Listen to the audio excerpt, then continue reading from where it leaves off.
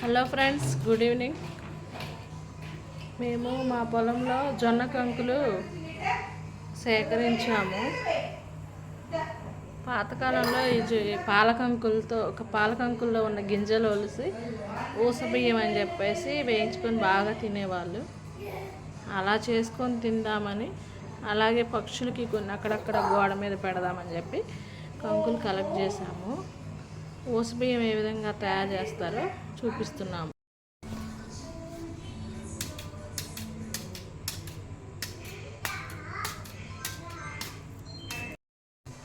ఊసబియ్యం తయారు చేసుకోవడానికి క్లాత్లో కంకులు పెట్టి కర్రతో కొట్టాలి. అప్పుడు ఆ గింజలు ఇట్లా రాలుతాయి అన్నమాట. రాలాయి చూడండి గింజలు. ఇట్లా వేపాలి ఫ్రెండ్స్. ఒలుసుకున్న కంకుల్లో నుంచి జొన్నలు ఒలుసుకొని వేపాలి. సన్న సగ మీద వేపాలన్నమాట.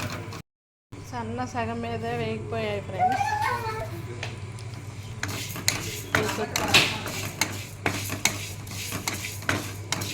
ఒకలాంటి అరోమా వస్తుంది.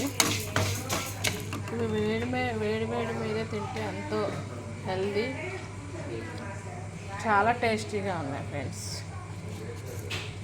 ఇది ఫ్రెండ్స్ ఊసబియ్యం తయారు చేయడం మా చిన్నతనంలో చేసేవాళ్ళు, మా అమ్మమ్మ కాలం రోజుల్లో. మళ్ళీ ఇన్ని రోజుల తర్వాత తయారు చేసాము. మాకు మంచిగా అనిపించింది, అందుకే వీడియో తీసి అప్లోడ్ చేస్తున్నాను ఫ్రెండ్స్. నా ఛానల్ నచ్చినట్లయితే లైక్ చేయండి, షేర్ చేయండి, సబ్స్క్రైబ్ చేయండి మరిన్ని వీడియోస్ కోసం. Thank you for watching. మరొక వీడియోతో మళ్ళీ కలుద్దాం ఫ్రెండ్స్. అంతవరకు నమస్తే ఫ్రెండ్స్.